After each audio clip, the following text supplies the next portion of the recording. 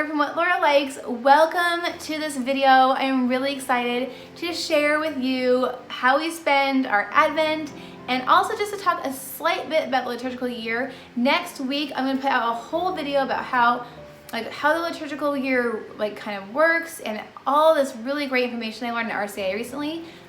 But since we're talking about Advent and Christmas, there is some liturgical year discussion that needs to happen as well.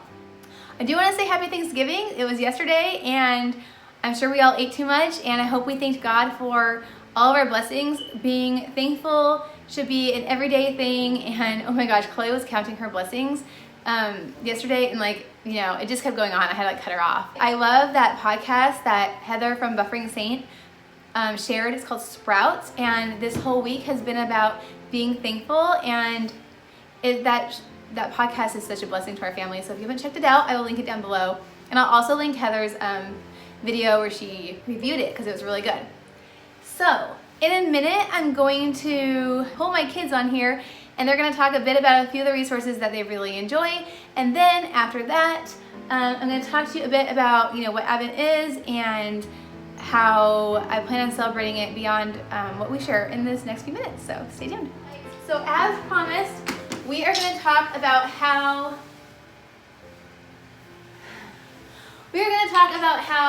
we celebrate Advent as a family.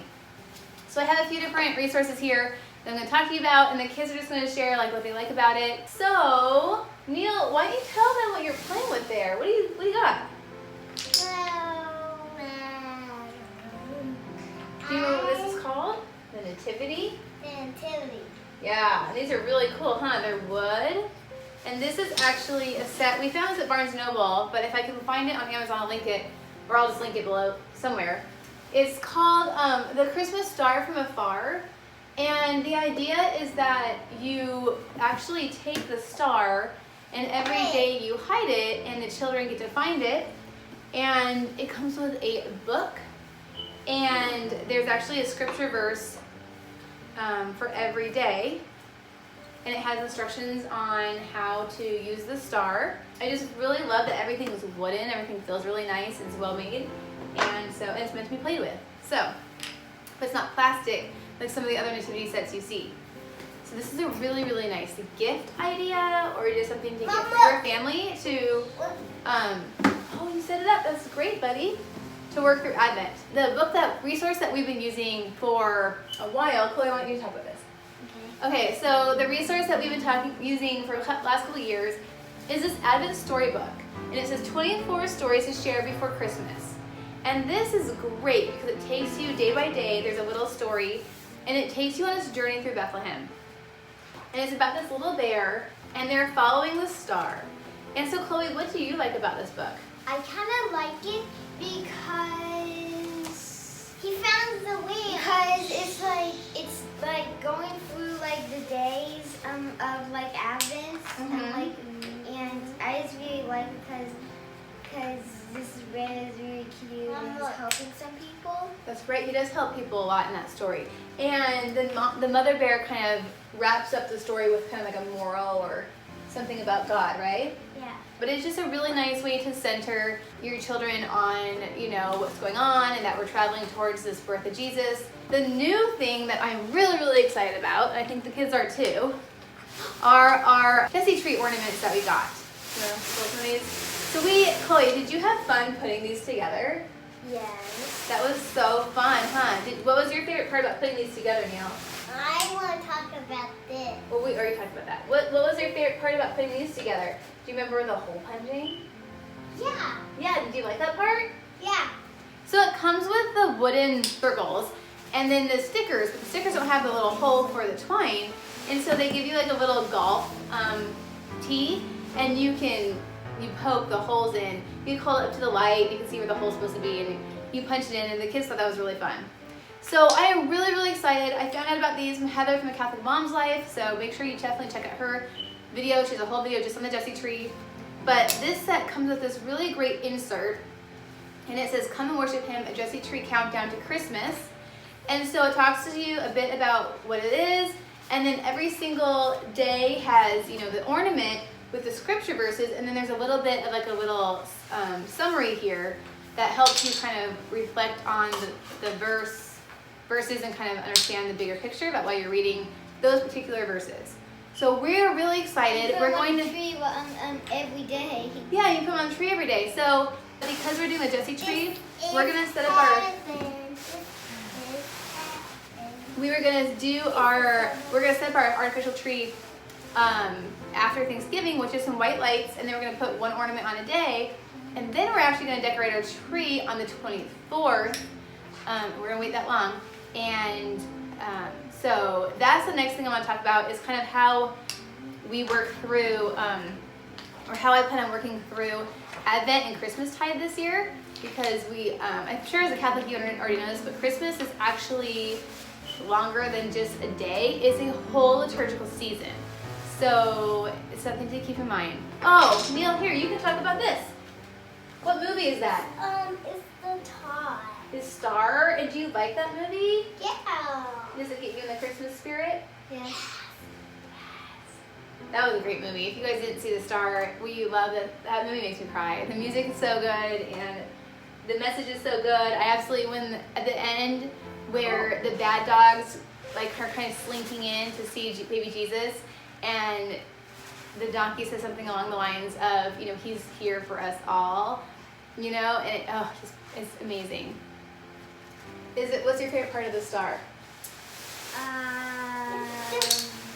The very end.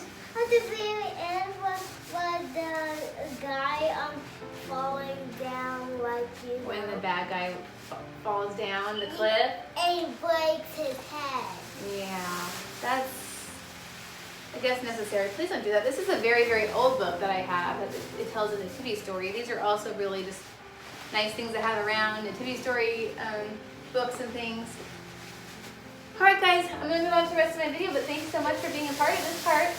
I love you. Are you excited for Advent and Christmas this year? Yes, sure. Okay, guys, so I hope you enjoyed having the kiddos on. They were excited to be part of my video, and Christmas in general is so much fun, but Advent holds a special place in my heart because it's so much fun to feast. But Advent is this time of preparation, much like Lent. That's why it's purple, in the same way that Lent is purple. And if you don't already know, the readings are going to be from Revelation as we look towards not just this coming of Jesus in his birth, his initial coming, but also in his second coming. I do want to say that Advent is the beginning of the liturgical year. So it's hard for me to kind of change the way my brain's been. You know, January 1st, I've always had this really crisp, clean feeling, you know, and if you get on YouTube, or if you're a YouTuber, you know, there's all these videos about like making 2019 your best year. There's gonna be videos about cleaning your house, minimalism, you know, getting in shape, stopping some bad habits, starting some other good habit. And those are all amazing. But as Catholics, our new year is about to begin on December 2nd. And my biggest struggle right now is really like cognizantly making that change. I'm actually gonna spend next week tidying the house like it was a new year, right? Kind of deep cleaning some things and preparing our house and our family for Advent. Like, this is gonna be the time where I start setting my New Year's resolutions for, you know, my faith. And it's a little bit backwards from the rest of society. And I'm also gonna be doing, you know, videos in the beginning of January about budgeting and things like that. But I think as Catholics, we have a responsibility, and it's such a blessing to live liturgically. And so Advent is that beginning for us. So you have a week. It's a good time to kind of get those things in order. So I do want to take a minute. I think my kids are hiding. If you have not already, do not get Elf on a Shelf. Don't get it. It is a pain in the butt. It has nothing to do with the true holiday season. And it's been cumbersome. At this point, my kids totally know who St. Nicholas is. We celebrate his feast day. We put our shoes out on the 5th, and he brings, you know, candies and things. But they know that Santa Claus is St. Nicholas. And they've had to kind of wrap their heads around, well, he comes on the 6th, but then he comes again on the 25th. And they've kind of worked things out in their head, like we love the Polar Express, which really solidifies Santa. It's been a bit of a struggle kind of juggling Catholicism with secularism, and I would love to know in the comments down below what you guys have decided. Like, do you have Santa come on the 25th?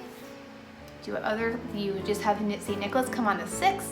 Do you do something else? Do you not celebrate Santa at all? Santa literally is from St. Nicholas, and there's a really cool history about how Protestantism tried to like shut down Christmas, and so I think it's the Germans who brought in this like jolly guy. They kind of dwarfed St. Nicholas into this like jolly character based on like a Norse god, I think, and just kind of rolled it in. So I try to tell everyone who's not Christian, like, if you're celebrating Santa Claus, you're celebrating St. Nicholas, because I think that's really like kind of comical and good. So like I was really kind of like bumming on the fact that like some people celebrate Christmas and they're not like Christian, and so like why would you celebrate Christmas? But then I realized that like the Holy Spirit works in really cool ways, and that I don't want to ever like discourage someone from celebrating Christmas if they're not Christian, because they are still celebrating elements of Christianity when they celebrate Christmas. Do you guys get that? So something to think about. So the other thing that I really like to do in Advent is to focus on the feast days. I don't know if you guys have picked up, but like last fall is when I really like things started to really click for me. And so last year was the first time I started looking into like feast days, and oh my gosh, December, you think December is all about Jesus, but it is full of Mary, it is full of other saints, it is full of just so many feast days. So the first one we celebrate is St. Nicholas Day on the 6th. And then December 8th is the Immaculate Conception of Mary, and it's a holy day of obligation. I think this year it's on a Saturday, so just find out when your parish is having Mass and go to it. You don't even have work as an excuse, most of you. And you know what? You shouldn't try to be finding excuses to get out of Mass. Like, Mass is the way we show Jesus our love. We receive the Eucharist. It's full of blessings. Go to Mass. December 12th is Our Lady Guadalupe. So, and you just really quick, because I didn't used to know this. I'm like, why does Mary have all these names? It's just because in different apparitions, they give her a different title, but it's all Mary. So if for some reason you're like, who is this Our Lady Guadalupe? Which I'm sure most of you aren't, but if for some reason there's a newbie here and they're like, why is there like Our Lady of Fatima and Our Lady Guadalupe? It's just names based on different apparitions. It's all Mother Mary. And then December 13th is St. Lucy's feast day. And because she had the crown of lights, this is the day that we hang up our lights. So at this point in our house, there will be purple around. This is my plan this year, is like finding purple things to put up. And this might be kind of tricky. And we'll have our Advent wreath. We will have our Advent calendar, and we will have our tree with our Jessie tree ornaments and some white lights. And then on December 13th, we're gonna hang up our outside lights. Now, it's painful to wait this long, it really is, but Christmas is a whole season. And so we are actually leaving up our decorations through January 1st, which again is a bit painful for me, who has been so secular for so long, and I want January 1st, I want like my house crisp and clean and all the decorations gone. But I think that Christmas this year is through January 12th. So we will actually be leaving up our decorations until January 13th. It's a struggle, you guys. Like, change is hard sometimes, but if you want to live liturgically, this is a great season to begin doing that. And then December 14th is St. John of the Cross. December 26th, so the day after Christmas, is St. Stephen, the first martyr. December 27th is St. John. December 28th is the Holy Innocents, so all the children that have died. And then December 30th, we have Holy Family. And then don't even get me started, like January 1st is another day of holy day of obligation. And then you have a bunch more in the Epiphany. So don't undercut your holiday season this year by buying into the secular like Boxing Day, which they have in Canada, you know, where it's just like, it's all about like cleaning up after that one day. That Advent turns into like a pre-Christmas, and then you have Christmas, and then you're done. Advent should be a time of prayer and reflection and coming closer to God. And then Christmas should be this very joyful moment, and that extends up through to ordinary time. Pam Barnhill, if you are a homeschooler, Pam Barnhill has free morning time plans for 3 weeks of Advent that are non-denominational. But she also, for like $7, she has a digital download of specific Catholic morning time plans that go from, you know, December 2nd, the first Sunday of Advent, through the Epiphany. I think there's like a prayer for every day, there's a poem to memorize, there's readings, there's other activities. Pam Barnhill never disappoints. And so if you are a homeschooler and you don't know who Pam Barnhill is, she has 3 podcasts. She has a active Facebook page. Like, seek her out, especially her podcast. But she also has a lot of amazing content. She's on boot camps for the season of Advent.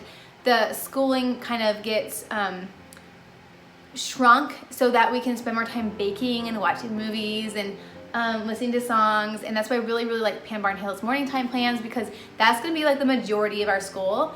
We might do math like once a week and just read some stories just to kind of keep things going. But this really, as Catholics, this is why I love homeschooling, because I can really enrich our lives on a daily basis and have us really focused on Advent. And again, that is why I absolutely love the Sprouts podcast. And I know that she said that they are going to be working through the Jesse tree. So what I plan on doing is every day we're going to listen to the Sprouts podcast, and then we're going to do our own readings and reflection, and then we'll put up the Jesse tree. I would love to know what you guys are doing for Advent. If you decide to like wait for a certain day to begin decorating, or if you decorate kind of slowly and build it up, or if you're one of those who have already put up their Christmas tree. I just am really curious. Make sure you like this video if you found it helpful. Make sure you subscribe to my channel if you're new, welcome, and ring the notification bell, because it's really important to like let us know when I put things out. And then also I do sometimes ask questions. I'm able to like post to the community now, so watch out for those. I think there's a way you can be notified whether I do that or not. So if you don't want to see like pictures and text, just turn that off. But if you want to be part of like polls and questions and whatever else I end up posting, I don't do it very often because I don't want to bug you guys. Make sure I have a notification bell on. I do have a Facebook page. I'm trying to be more active in it. I love linking articles and helpful things like I linked the podcast. Instagram, it just makes it a pain in the butt to link things. I have to use Linktree, and it's just a pain. So Facebook is where you're gonna find like resources. If I find a book I really like, I'm just gonna throw it up on Facebook way faster than on any other social media platform. So something to keep in mind if you are on Facebook and you want to follow me. I hope everyone has a good weekend. I will see you Monday, and have a very, very blessed weekend, and go celebrate Christ the King, and I'll talk to you guys again soon.